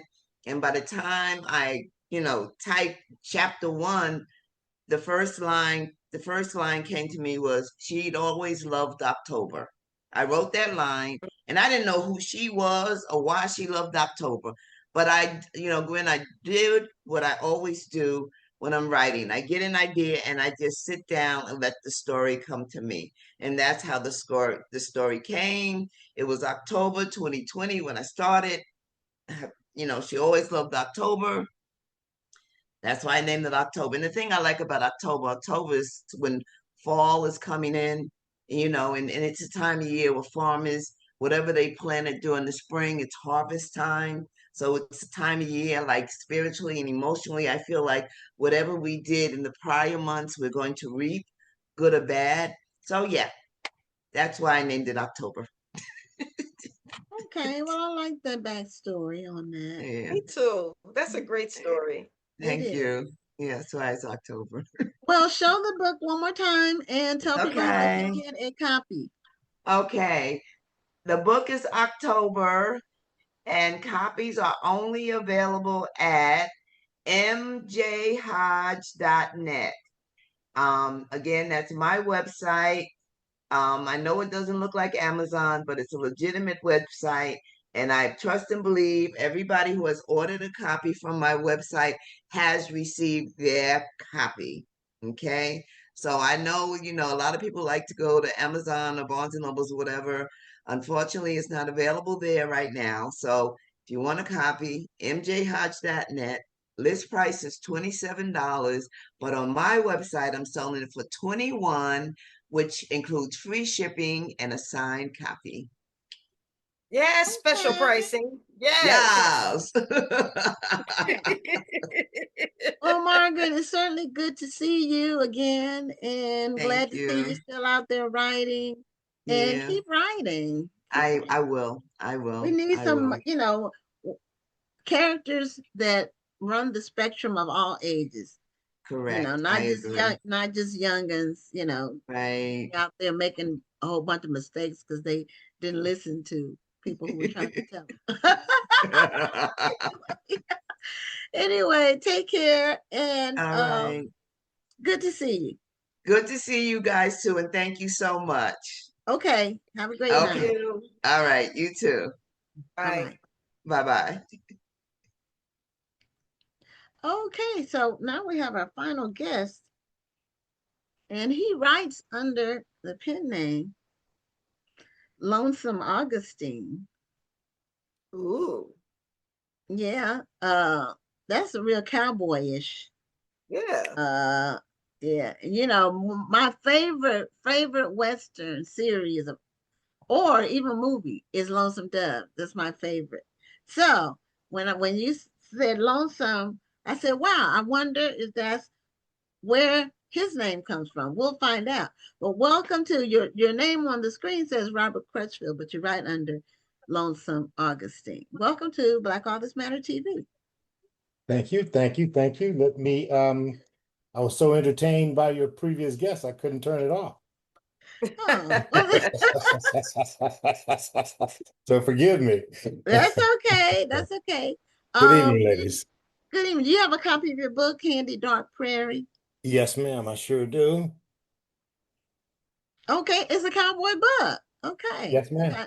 You got the See? hats and the guns and all You that. You said got cowboyish. the That's a great cover. sunset. Well, It thank is. you, thank you, thank you. Got the sunset in the background. It looks like the western states, or just sunset when you're driving west.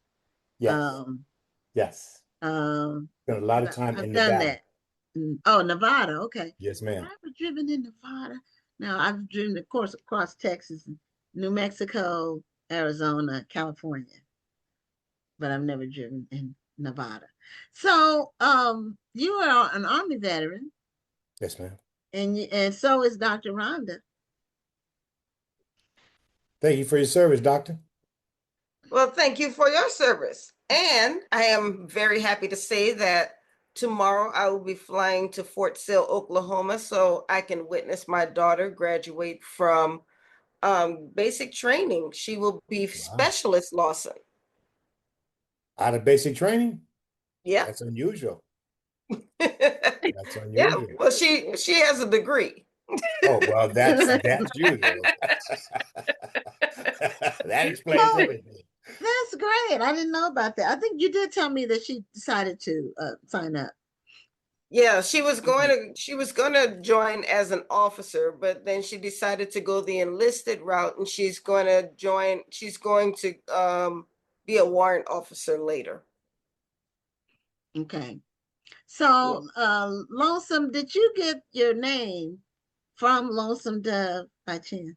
No, I sure didn't, but No, you I didn't. did Okay. like the series. Okay. And Yeah. the return to Lonesome Dove is pretty good too. Yes, yes, They changed Captain Call. They have John Voight as Captain Call in part two, rather than Tommy Lee Jones. That chemistry between Robert Duvall and Tommy Lee Jones and Lonesome Dove is just really, really great. You yes, can tell. yes. I know that series, like I've seen it like 50 times.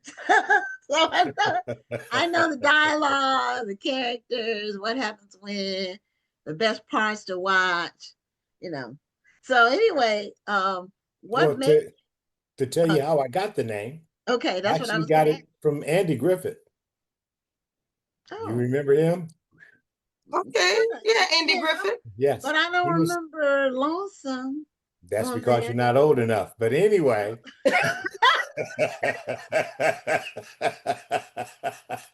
He starred in the movie. It was called A Face in the Crowd, maybe 1958 or so. And, Okay. and he was a tramp. Did you know there's a difference between tramps, bums, and hobos? One of them catches a ride on the train. Which one is that? That's the hobo, but they will all Okay. do that. The Okay. difference is a hobo will travel and will work. A tramp will travel but doesn't want to work. A bum won't do either of them.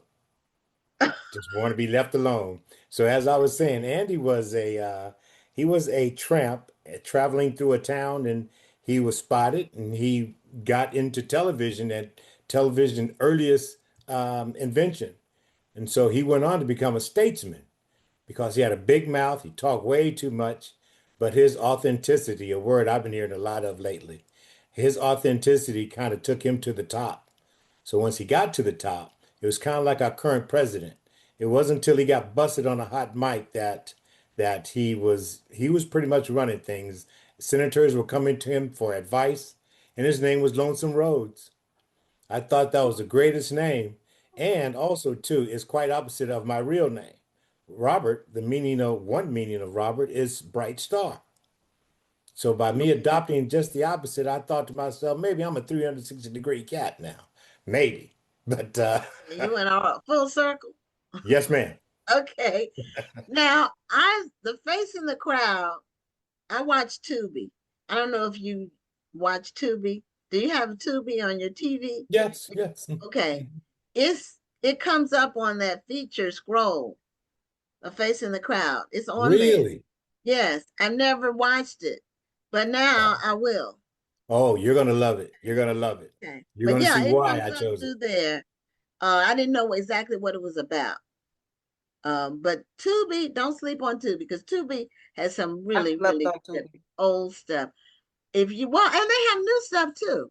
Tubi has a mixture of new and old, but like the classic films is there are, I mean, it's just amazing. I've seen some that I thought I never saw, but I had been hearing about them all my life and I never just watched them. But I've watched them on Tubi. And Tubi's totally free. It does have commercials, but they're not that long. And it has old series too.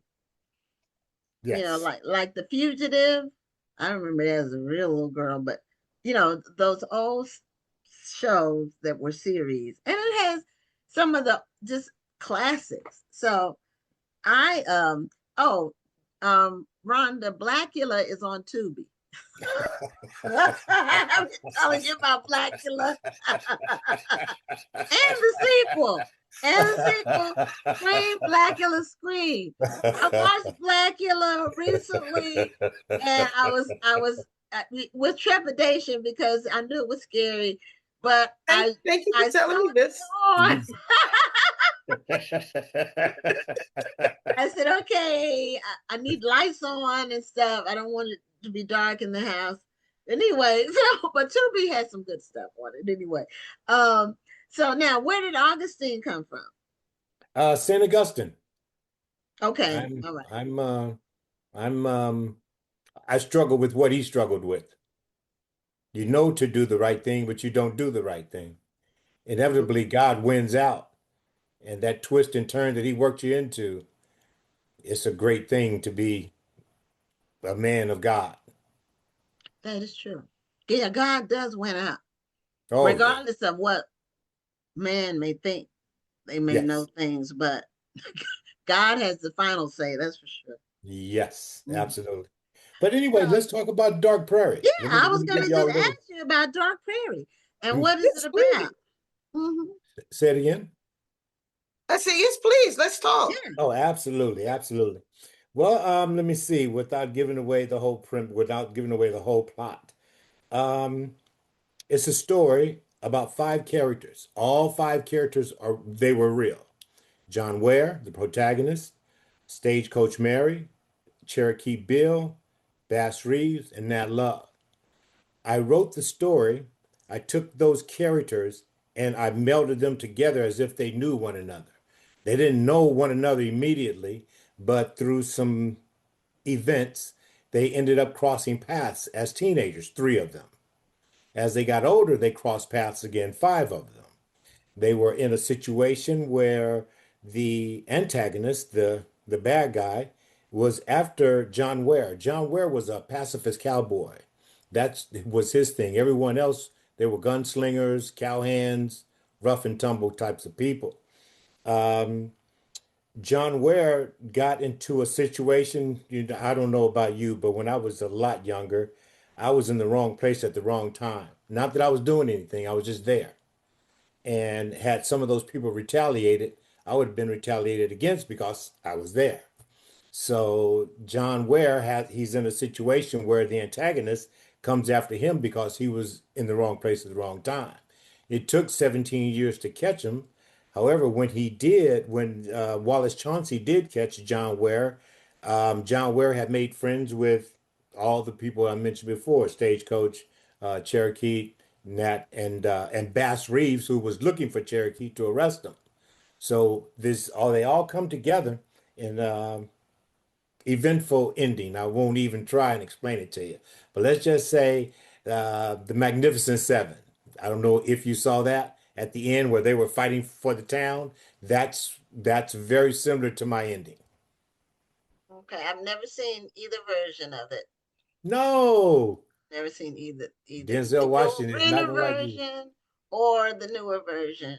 I didn't see either one Well, of the take a of look that. at it. It's on Tubi. Okay.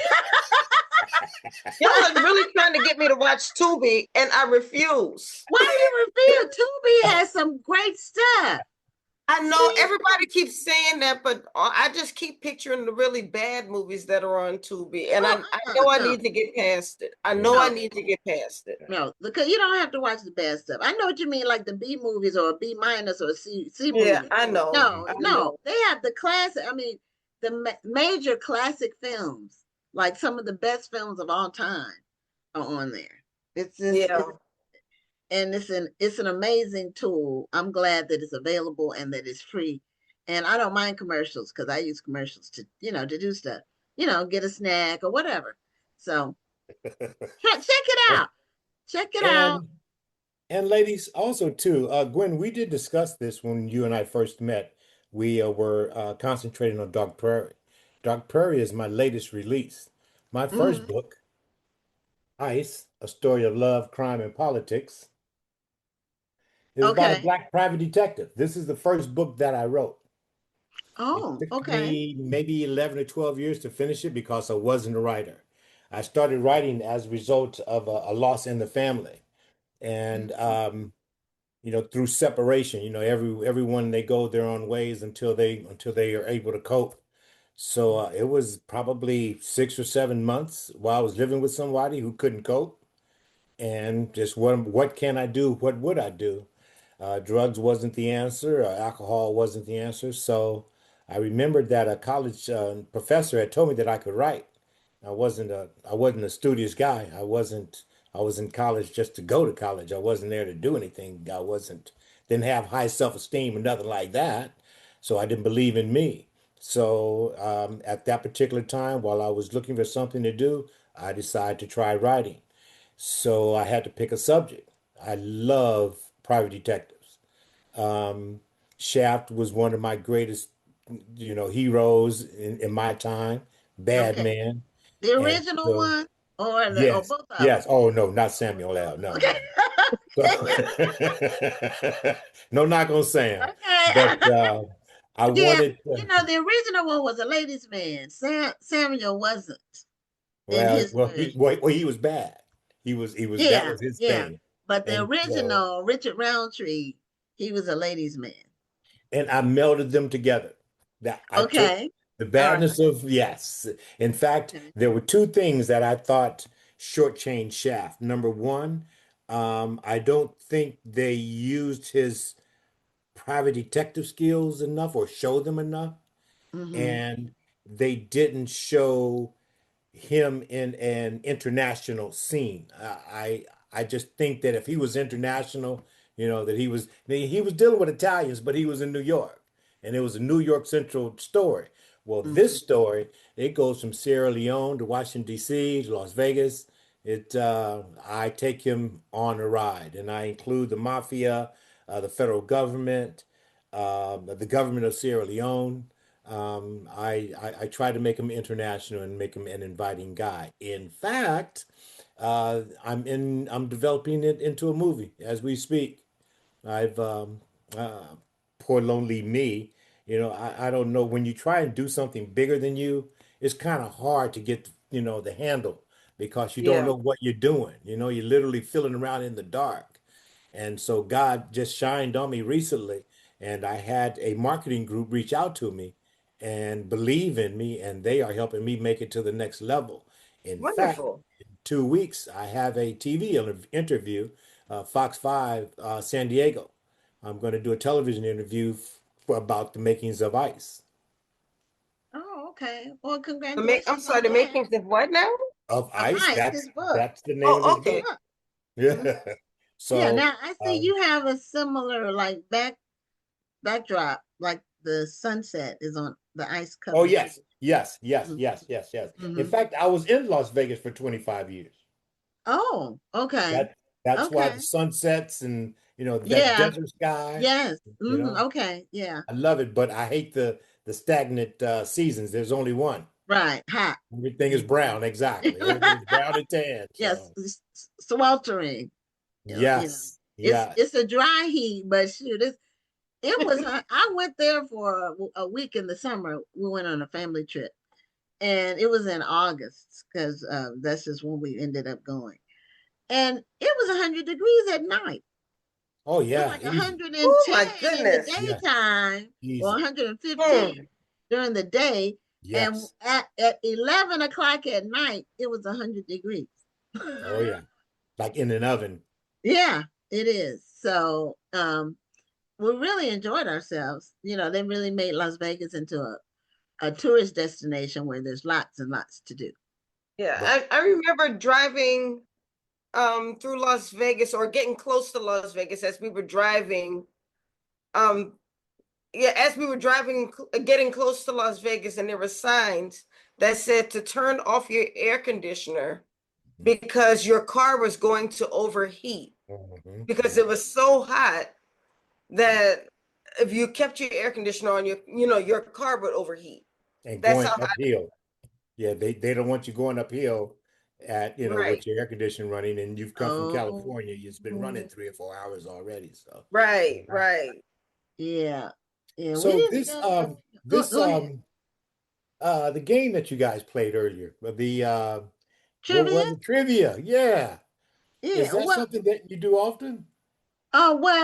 the publishing houses, when they have a guest that's when we have a guest that's one of their authors, they'll send us an advanced reading copy of the book.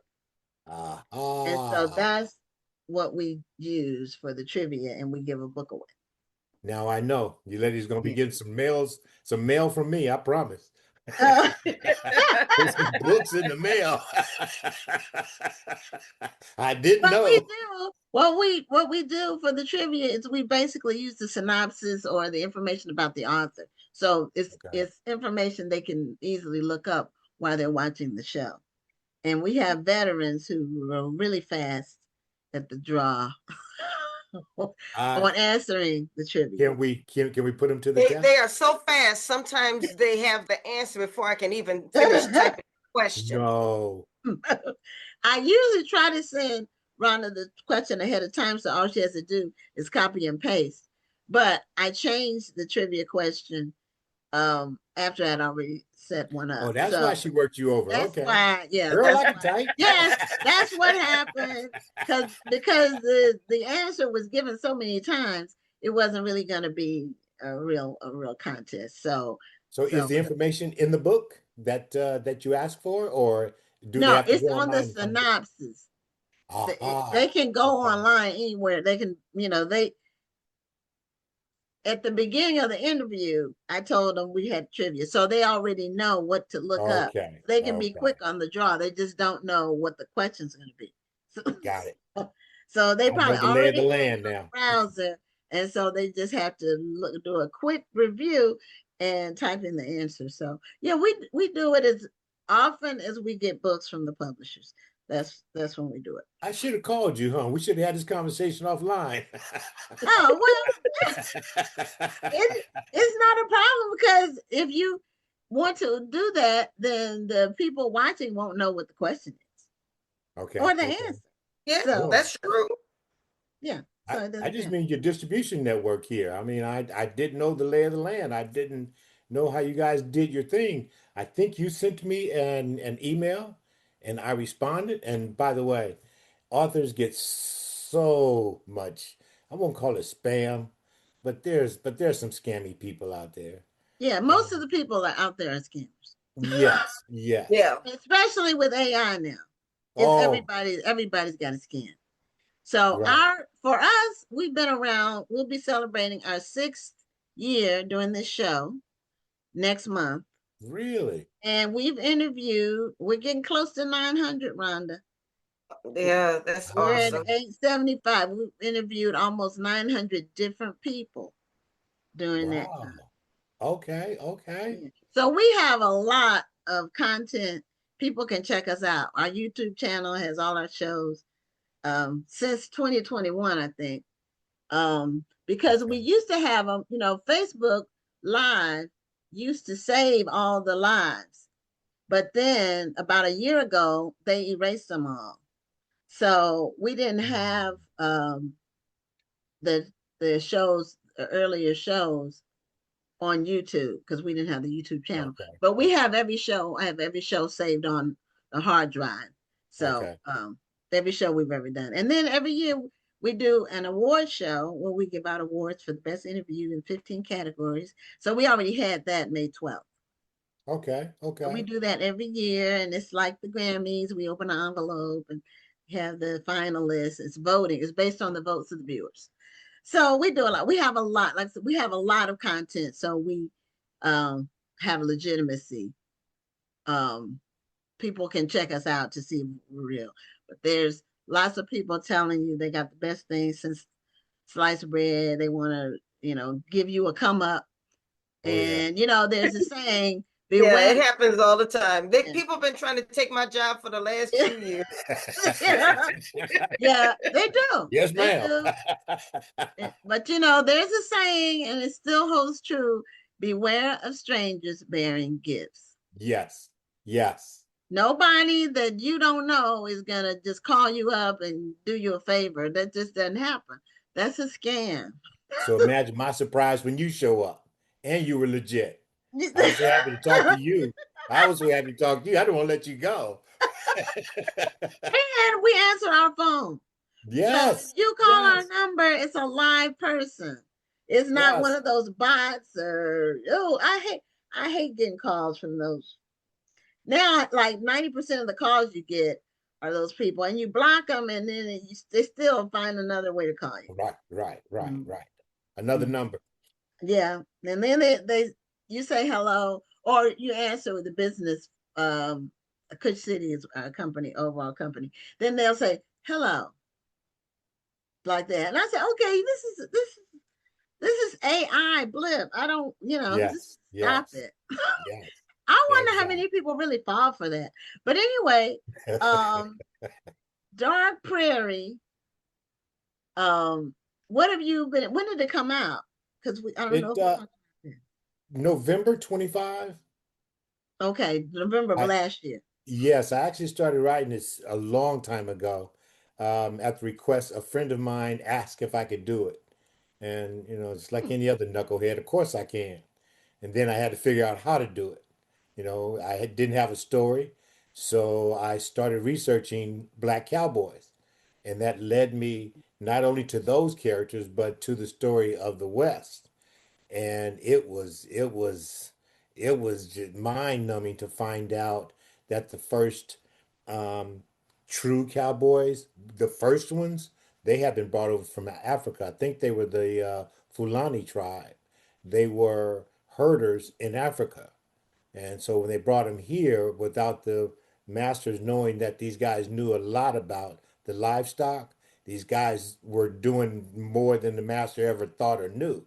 So once they were freed, they started going to where the land was free, out west. So imagine how many black cowboys there were in the beginning.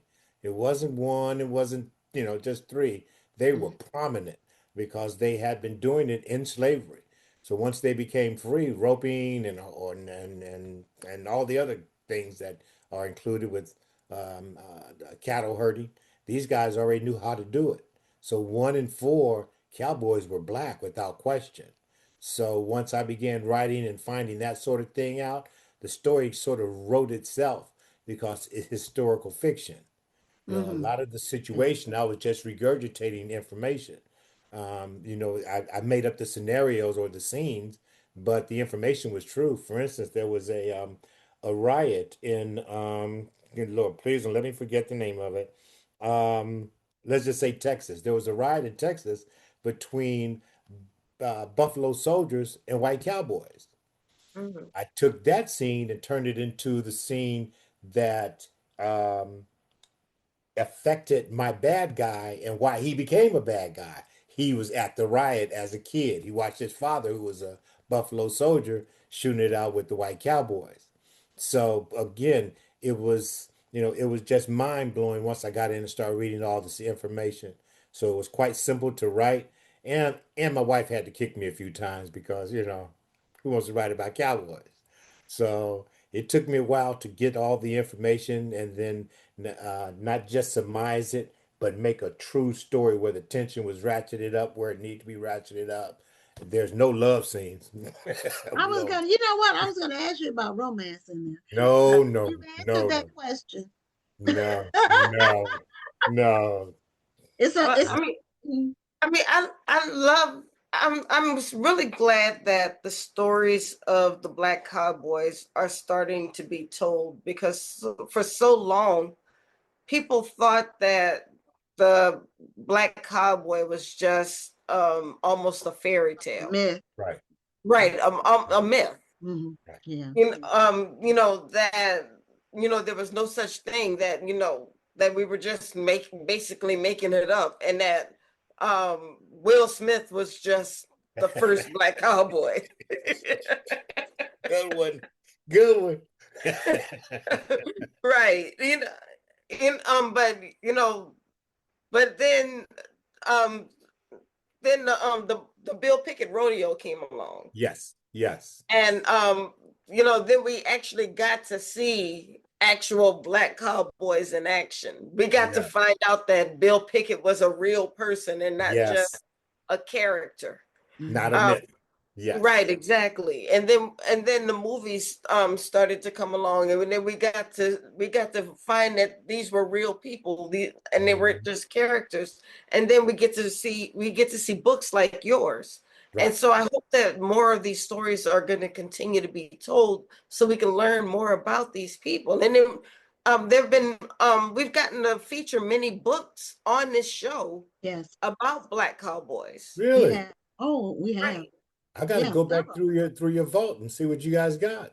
Oh, Oh, we got a lot. absolutely. A couple of them. I know Mia Mask did a book about the black westerns, Mhm. uh, African Americans in westerns, the Like a television westerns. documentary type thing? Right. No, And no, no. It's a book. It's a book about. yeah, and remember the book? I can't remember the name of it, but the lady who actually went through and took pictures Yeah, of Black cowboys. yeah, and I think she was Hispanic. Right. She wasn't even Black. She wasn't even Wow. black. And Wow. then there was one more.